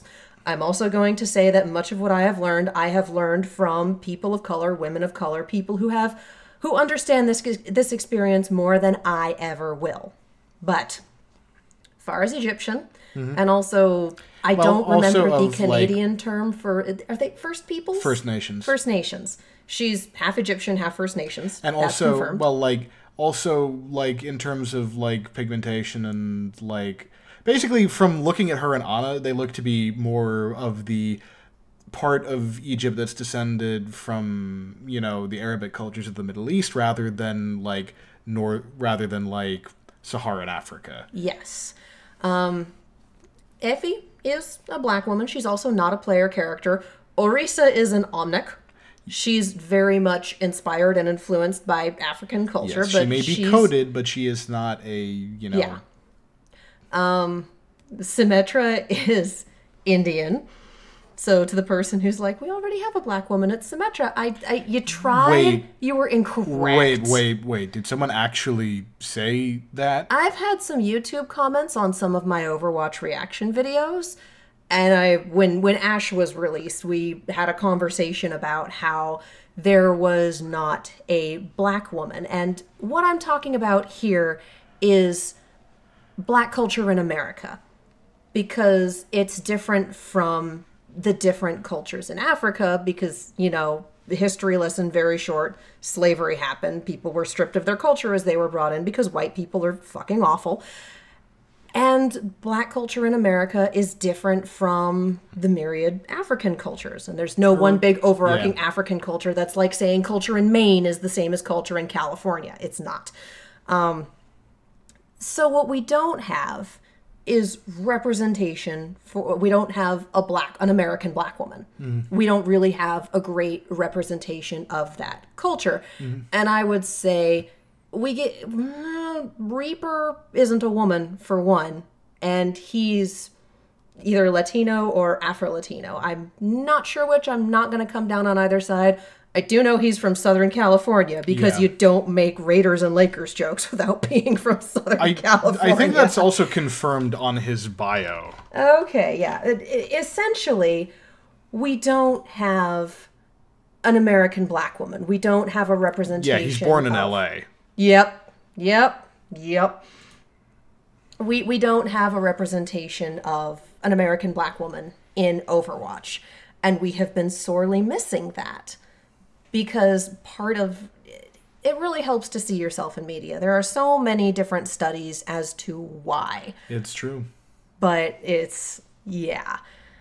So I'm excited because I would love for that to be the case. And the fact that it's someone during I keep calling it the halcyon days of Overwatch. I'm sure there's another term for it, but during Archives timeline, who was active then. There's the one person in the photo that we haven't seen active as an agent. All signs point to her. I'm very excited. And there are people that I know who this would mean the world to them. Because Overwatch has been incredibly good with representation. And this was something that they were missing. So I would love to see that come to fruition. Yeah, no, just agreed completely. Like, being able to see... And obviously, like, even if there's a character that you like, you obviously will kind of see some of yourself in them anyway, but being able to see something that kind of maps as closely to you as possible in one way or another means a lot. Like, this is something that I've been cognizant of for a long time, but I just remember recently my girlfriend and I went to go see Captain Marvel, and during the credits scene, like, it was a good movie. I enjoyed it. It was a fun, enjoyable movie to me, and I look over to her, and she's literally crying, and it's because, in her own words, that 8-year-old me didn't have something like this growing up, but my kids will in the future, and that was one of those moments for me where I'm like, wow, this was just, like, fun nothing to me, but it means a lot to, this other person because they connect to it on that level that I don't, because I've had that for a long time being a white dude. Yeah. And I'm a Symmetra fan. I love Symmetra as a character. But I have a friend who is Indian and doesn't really ever get to see herself or her culture represented in American media in a way that isn't heavily stereotypical. And Overwatch came out. We have Symmetra, and she is the biggest Symmetra fan that I have ever met. Because it's these are my people, these are my friends. Like, this is my culture represented in a positive light. She is a hero. Yeah, and I have another friend who has the exact same thing. Like, seeing Symmetra in the game and her voice actress, Anjali, who is this awesome, wonderful human being. She's the best. Oh my God. Basically, like, in her own words, like, seeing that and, you know, getting that feeling was like the first time it's like, oh wow, holy shit, like representation, like being able to see myself in media in one form or another. Like, that was like the moment where she kind of like went from being like cynical internet kid to being like, oh shit, I fucking wow. Yeah. Like, yeah. I've seen exactly one piece of media that has a biromantic ace character in it. And I remember, it was a podcast, it's the Bright Sessions. And I remember listening to it in my car, and the reveal just comes so casually in this conversation, and literally driving up the 101 screaming, because that doesn't usually happen for me. Like, everyone's got that, oh my God, I'm finally seeing myself represented in something I love. And I want that to happen so badly here for Overwatch, for a lot of my friends, a lot of the fans who love it, but in a game with so much great diversity, still don't quite see themselves. And I would love for them to have that. yeah, and so I'm very excited. I don't think we'll get her in the event proper, but, you know... We might get some voice lines. We might get some voice in lines, which would be Uprising, cool. we had a lot of over the comms, and I would love for that to happen. Yeah. I'd also love to see some art of her. Yeah, I think we'll see some, because remember, like, when Anna was calling the shots in, like, the King's Row Uprising, you know, there was an icon of her that popped up on the screen, like, you know, Metal Gear voice com style. And so I think we'll see something, and hopefully that leads to her getting unveiled later down the line.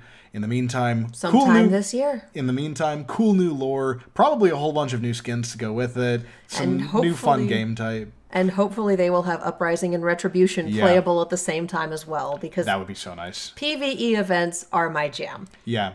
And especially now that, like, we'll have hopefully 3 of them active, that gives you a nice amount of variety to hop into, because, like, when it was just King's Row Uprising, it could get kind of stale. When it's just like Junkenstein's Revenge, it can get kind of stale. But now you've got variety. Yeah, because I mean, Uprising is, I love it, but it's slow moving. It's a slog. It's capture the point. It's move the payload. Whereas Retribution, you are on full tilt sprint the entire time. So this one, from what we've seen from the releases, from that little bit of information, and then from the 10-second video of, here is a car on the street, here is Maximilian inside of it, that's your target. We have no idea what they're going to set up for us here. We don't know if we're going to be playing Overwatch agents or Talon agents working to counteract the Overwatch agents. We don't fucking know. Or both. Or both. Presumably Overwatch, because of the name drops of Tracer's leading the mission, and we've sent Genji and Winston and Mercy. Like, presumably that's going to be our team. Yeah, no, I assume as much, but I'm just saying it's possible. It is. It is. And I'd love to see it. So I'm very, very excited for Storm Rising. I'm always excited for archive stuff and for lore stuff. And I'm just... Yeah, Sojourn, man. When can we have Sojourn? Please, please give it to me. Yeah. And also, if you see me in the event, I will 100% be auto-locking Mercy, and I will not trade with you because I don't know how to play anyone else. In much the same way that I was auto-locking Moira for a while in Retribution. And the one time I traded with someone who asked if they could play Moira, I went, fine, but only if I can be Reaper. And they let me be Reaper. And that was the single best rando Moira I've ever played with. Oh, that's good. That's good. Like, they were amazing. And I'm sitting here going, cool. Yes. Yeah, it's whenever someone asks, hey, can I have X? They're either going to be incredible or they're going to be awful. And there's no middle ground. There's never just, oh, that was fine. Like, it was either, oh, good fucking shit, dude, or... Why did I switch off for you? Exactly. But I usually queue with 1 or 2 of my friends. Sometimes 3, depending on time zones. And we just go in and have fun. Yeah. Yeah. All right. So lore. Before we do predictions for next week, let's do one more Reddit check and just see if anything has dropped in the past, half hour since the last time we checked Reddit. We're getting real paranoid about this shit. We are, because it's happened so many times. I'm telling you, they make their announcements on Wednesdays, which is after we record. And then when we record on Wednesdays, they make their announcements on Thursdays. Mm-hmm. Like, I love all of you so much. So, yeah, looks like the Redditor that everyone loves, Seagull #1 fanboy, has compiled a pretty comprehensive timeline that was pretty much all the stuff that I was running around all day kind of tracking down anyway. So yeah, it's nothing new. It's just like, basically nothing too new. It includes Halo editing his reports today, Fischer replying to Jane earlier today, Benchmob saying that literally everyone knew about the Boston Valiant trade. So who knows? It's still a whole lot of, we have no idea, we're still waiting on confirmation, who knows if/when we will ever get it. So there's that. So let's close this out with some predictions for this coming week. First match, Paris Eternal versus Florida Mayhem. Ooh, I'm going to give that to Paris. I am also giving it to Paris. Up next, NYXL versus Washington Justice. Do you want a minute to think about it? No! I'm going to go with No, I got to go with NYXL. NYXL? Yeah. Vancouver Titans versus Seoul Dynasty. I think Seoul will give them a fight, but I got to go with Vancouver. Yeah, I don't see Seoul upsetting the Giant twice in 3 weeks. I'm going Titans as well. Toronto Defiant versus Philadelphia Fusion. Now, this is the first one that's a question that I have to give some thought to, because on the one hand, Toronto did get reverse swept by Boston and, is still incorporating I'm 37 to the roster. There's still some stuff that they've got to figure out despite...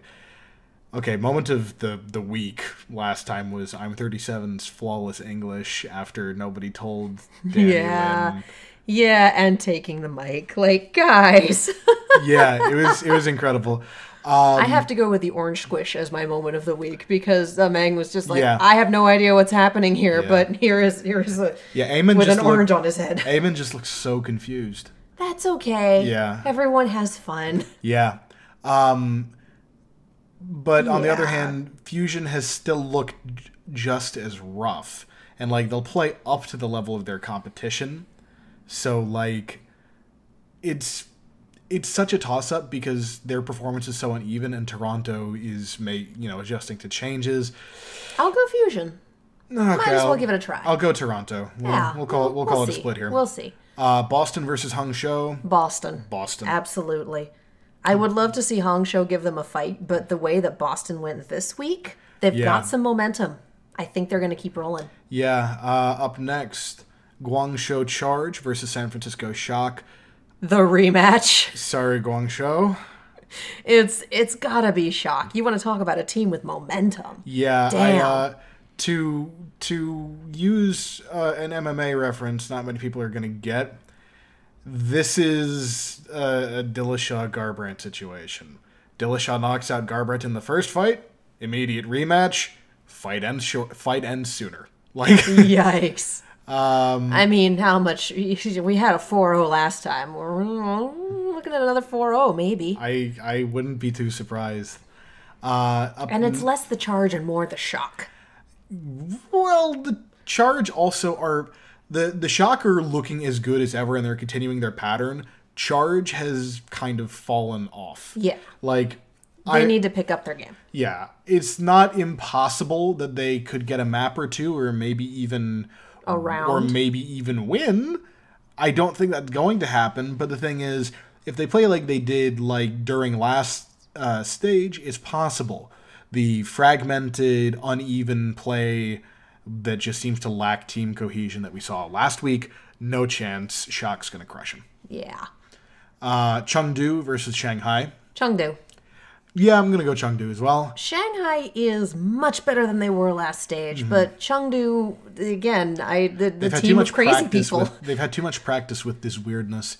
Yeah. And Shanghai has improved a lot, but I still think adaptation is kind of where they're lagging in some places. And Chengdu is nothing but we're going to pick up the reins and just run with it. You best adapt to us team. Yeah. They're really good at wrong-footing their opponents with their really weird comps and really oddly placed aggression. And I love it. Yeah. London Spitfire versus Philadelphia Fusion. Orange versus orange. I don't know. That's, You flipping a coin? I'm literally flipping a coin because these two teams are I think I'll go for the orange team. Okay. I'm going to say London. I am literally flipping a coin because London is either great or, very shaky. Heads London, tails Philly. Fusion is either head London, tails Philly. Yep, do it. That is heads. Okay, so we're both going London. We're both going London. We'll see how that goes. Up next, Vancouver Titan versus Houston Outlaws. See, this hurts me because it's the first time the Outlaws play this stage, and I really want them to win. But it's Vancouver, man. Yeah. I would love to see the Outlaws give them a run for their money. I would love to see them push them to a map 5. I do think Vancouver's going to take this one because it's Vancouver. And I don't know, I don't see them losing one unless they go up against the Shock or NYXL again. Possibly Chengdu, depending on how Chengdu's playing that day. Maybe. Because they did get a map 5 push. We'll see if Bumper's been grinding Hanzo. He played him this week. Oh my god, watching him fall off. Well, he played him this week as well because the thing is, Janu was, when Wrecking Ball came out, he was the person on Runaway who would play Wrecking Ball. And so he's just been the one who's practiced it, and he's really good at it. So they're like, all right, we put Bumper on this, and then we have to put Janu on a DPS. Then we're getting someone who's not as good on the Wrecking Ball. So it just makes more sense to have Bumper DPS. I'm dying. Oh my god. In Harsha's own words. Bumper does what Bumper wants. Yeah. Dallas Fuel versus Toronto Defiant. Ooh. I'm gonna go Dallas. I know you're gonna go Dallas. Yeah, I have to go with my heart, but also I feel like Note is gonna play very well for us. I'm gonna go Toronto. Okay. We'll see. I like that Toronto seems to be the thing that's splitting us. Because I went Toronto's just like, I don't know. I went Toronto the other well, it's not even that, it's mostly the people they're playing against. Like, I went with Toronto because Fusion is a goddamn seesaw, but man, turned out to work out real well. Yeah. Anyway, it does. Who knows? It does, but it confuses me. All these red and black and red and white teams. I don't know what to make of any of you. Gladiators versus Charge. Gladiators. Sorry, Charge. I'm going Glads. Dallas Fuel versus Paris Eternal. This is interesting because Damon moving over. Paris. Dallas. We'll see. Dissension. Smellness. Atlanta Reign versus Washington Justice. I'm going Atlanta. Atlanta's picking up their pieces, but Justice is not up to their standards. Yeah, Atlanta definitely seems to be struggling. They should put out an APB for Daco because I haven't seen him in a while, and I'm starting to worry. Ouch. They haven't played him. Yeah. And I'm not saying FRD's bad. I'm just saying Daco was one of the best parts of that team, and he's got this really long-standing synergy with Pokpo because they were, teammates together on Element Mystic and were brought in because of their strong synergy together. We'll see how it goes. We'll see if they stabilize because they just didn't seem to know what they wanted to do this week. New York Excelsior versus Florida Mayhem is up next. Let's think about this one for a minute. No. I'm not going to give you guys a minute of air silence. You know where this is going. Yeah. But just, for the records, NYXL. Yeah, New York. And then lastly, the Battle of Los Angeles. New Valiant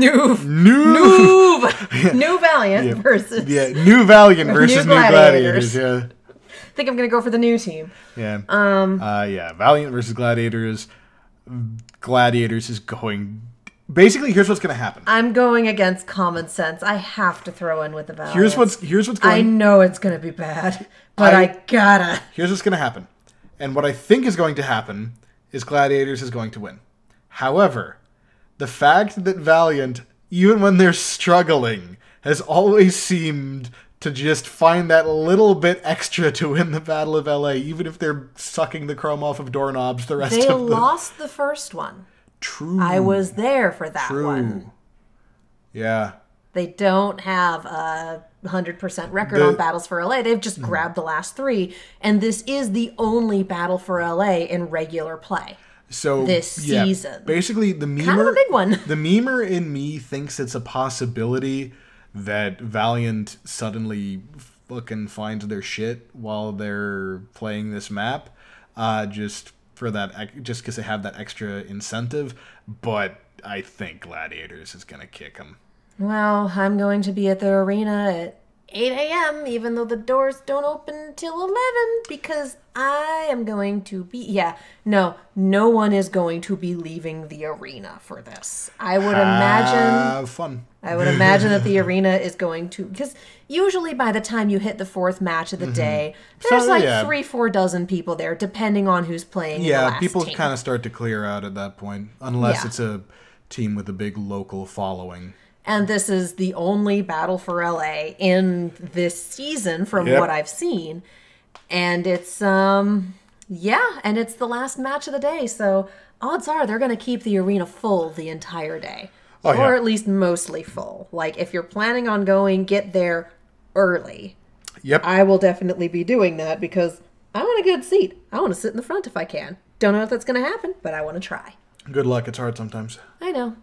But on Thursday, I waltzed in and got a front row seat immediately. Yeah, that pisses me off. But it doesn't ever usually happen. And it was on the correct side. Well, it was also just me. Yeah. It's a lot easier to find a seat when you are one person than when you have a party of 5. True. Anyway, those are our predictions. We shall see how things shake out in this coming week.